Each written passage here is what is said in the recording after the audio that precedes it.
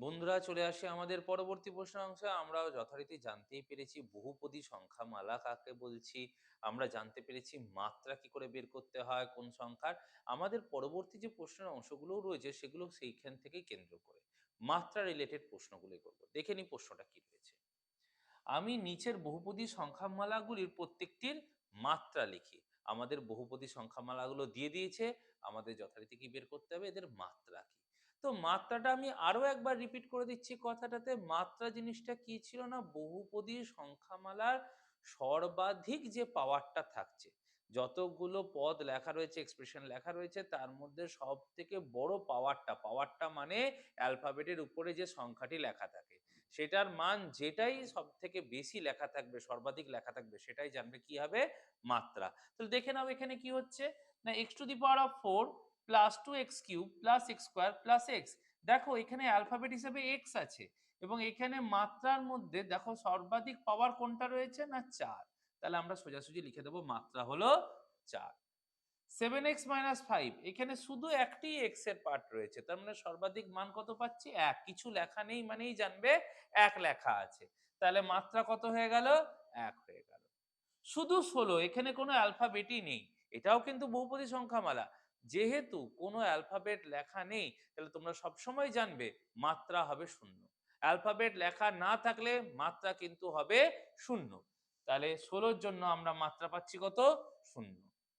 2 - y - y³ দেখতেই পাচ্ছ সর্বাধিক পাওয়ারে কত রয়েছে, 3, তাহলে মাত্রা হয়ে গেল 3। 70, শুধু একটাই অ্যালফাবেট, পাওয়ারে কিছু লেখা নেই মানে মাত্রা 1, পাওয়ারে কিছু লেখা না থাকলেই মাত্রা 1। 5 - x² প্লাস x⁻19, তাহলে 19টা সব থেকে বড়, তাহলে মাত্রা কত হয়ে গেল, 19 অর্থাৎ 19। এই হয়ে গেল আমাদের 4-এর দাগের প্রশ্ন, কি করে মাত্রা বের করতে হবে। তোমাদের একটি বহুপদী সংখ্যামালা দিয়ে দেবে, ঠিক এরকম ভাবে বলবে মাত্রা কত, খালি দেখে নেবে অ্যালফাবেটের সর্বোচ্চ পাওয়ারটা কি রয়েছে, সেটি হয়ে যাবে তোমার মাত্রার ভ্যালু। এবার চলে আসি 5 নম্বর প্রশ্নটাতে। দুটি আলাদা একচল বিশিষ্ট দ্বিপদী সংখ্যামালা লিখি যাদের মাত্রা 17। আমাদের বলে দিয়েছে মাত্রাটা কত হতে হবে, 17 হতে হবে। এবং কি বলেছে, একচল বিশিষ্ট দ্বিপদী সংখ্যামালা। আমি আগেও বুঝিয়েছিলাম একচল বিশিষ্ট এই কথাটার মানে শুধু একটাই অ্যালফাবেট তুমি ইউজ করতে পারবে, নাম্বার তুমি যা খুশি ইউজ করতে পারো, কিন্তু অ্যালফাবেট একটাই। এক্স থাকলে শুধু এক্সই লিখতে পারবো, ওয়াই থাকলে শুধু ওয়াই, এক্স ওয়াই একসাথে লিখতে পারবো না। একচল বিশিষ্ট হলে শুধু একটাই অ্যালফাবেট ইউজ হবে। দ্বিপদী অর্থাৎ দুটো পদ থাকবে। এই যে প্লাস আর মাইনাস দিয়ে পদের ভাগ, এখানে যেমন কি দুটো পদ, এখানে যেমন কি চারটে পদ। তাহলে আমাদের উদাহরণ লিখতে বলেছে মাত্রা 17-র একচল বিশিষ্ট দ্বিপদী সংখ্যামালা। দেখে নি উত্তরটা কি করছি না, x⁻17 + 3 = 0। এখানে দেখো কটা পদ হলো, দুটো পদ এবং একচল বিশিষ্ট, একটাই অ্যালফাবেট রেখেছি এবং মাত্রা উপরে কত লেখা আছে, 17 লিখে দেওয়া আছে।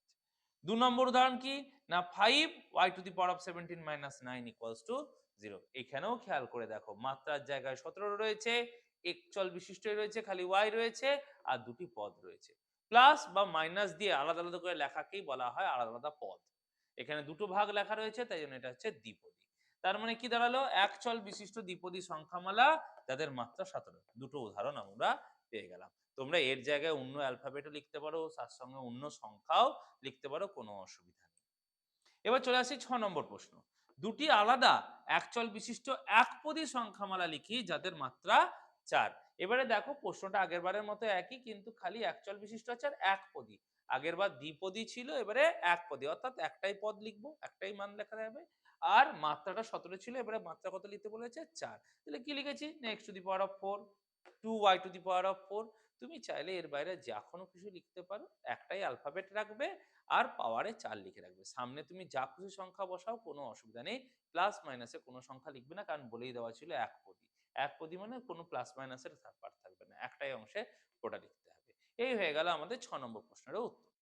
চলে আসি বন্ধুরা আমাদের পরবর্তী প্রশ্ন। পরবর্তী প্রশ্নে কি বলছে না, আবার একই রকম দেখো, দুটি আলাদা একচল বিশিষ্ট ত্রিপদী সংখ্যামালা লিখি যাদের মাত্রা 3।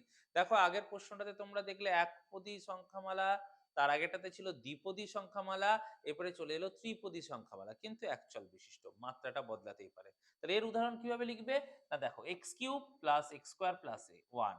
তাহলে কটা পদ পেলাম, 1 2 3, ত্রিপদী হয়ে গেল। একচল বিশিষ্ট শুধু এক্সই আছে। আর মাত্রা কত না ৩, দেখো হাইয়েস্ট পাওয়ারে ৩ রয়েছে। তাহলে x cube plus x square plus 1 এটা হয়ে গেল একটা ত্রিপদী সংখ্যামালা যার মাত্রা ৩, তার উদাহরণ। ঠিক সেরকম আরেকটা 3y cube plus 2y plus 5। তুমি অ্যালফাবেটটা বদলাতে পারো, তুমি সামনের সংখ্যাটা বদলাতে পারো, খালি মাত্রাটার জায়গাটায় যেহেতু ৩ বলে দিয়েছে সেটা বজায় রেখে দাও, তাহলেই তোমার উত্তর। এর থেকে বড় কিন্তু বসাবে না। ছোট বসাতে পারো, কোনো ক্ষতি নেই। কিন্তু বড় বসাবে না। ৩ এর থেকে বড় যাওয়া যাবে না, কারণ মাত্রা ৩ বলে দিয়েছিল। আর ৩ টে পদের বেশি যাওয়া যাবে না, যেহেতু ত্রিপদী বলে দিয়েছিল। দ্বিপদী বললে ২ টো পদ লিখবো, ত্রিপদী বললে ৩ টে পদ লিখবো, একপদী বললে একটাই পদ লিখবো। এই হয়ে গেল আমাদের ৭ নম্বর প্রশ্ন। একটা জিনিস মাথায় রাখবে, হয় তোমাকে এরকম উদাহরণ লিখতে দিতে পারে, বা তোমাকে একটা প্রশ্ন এমসিকিউ তে দিয়ে দিল, এটি একটি ত্রিপদী সংখ্যামালা যার মাত্রা ৩, দিয়ে ৪ টে অপশনের মধ্যে দিয়ে দিল। তখন কিন্তু খুঁজে নেবে ৩ টে পদ, ত্রিপদী যেহেতু বলেছিল যেন ৩ টে পদ থাকে আর সর্বাধিক পাওয়ারে যেন ৩ লেখা থাকে, তাহলেই জানবে সেটা হবে তোমাদের উত্তর। এইভাবে উদাহরণগুলো কিন্তু অ্যালফাবেট বদলাতে পারে। আমি এখানে তোমাদের XY দিয়ে দেখাচ্ছি, তোমরা পরীক্ষার হলে MN দিয়ে পেতে পারো, PQ দিয়ে পেতে পারো, টেনশন নেওয়ার কিছু নেই। ওগুলো দিয়েই তোমরা বুঝে নেবে, খালি অ্যালফাবেটটা আলাদা। যেন একই টাইপের অ্যালফাবেট থাকে, মাত্রাটার জায়গায় যেন ৩ থাকে আর ৩ টে পদ থাকে, তাহলেই ত্রিপদী হয়ে যাবে। চলে আসছে আমাদের ৮ নম্বর প্রশ্নে। নিচের বহুপদী সংখ্যাগুলির মধ্যে কোনগুলি একচল বিশিষ্ট বহুপদী সংখ্যামালা, কোনগুলি দুইচল বিশিষ্ট বহুপদী সংখ্যামালা, আর কোনগুলি বহুপদী সংখ্যামালা নয়, আমাদের সেটা লিখতে বলেছে। তো আমরা এখানে চলে আসছি। দেখো প্রথম প্রশ্নটাতে x square plus 3x plus 2, তাহলে এখানে কটা পদ রয়েছে? ৩টে। তেমন একটা বহুপদী সংখ্যামালা, এবং এখানে একটাই অ্যালফাবেট রয়েছে এক্স, তার মানে এটা হয়ে গেল একচল বিশিষ্ট বহুপদী সংখ্যামালা। পরেরটাতে দেখো x square plus y square plus 9, এটাতেও ৩টে পদ, তার মানে বহুপদী সংখ্যামালা। কিন্তু দেখো এখানে দুটো অ্যালফাবেট, এক্সও আছে ওয়াইও আছে, তাহলে এটা দুই চল বিশিষ্ট বহুপদী সংখ্যামালা।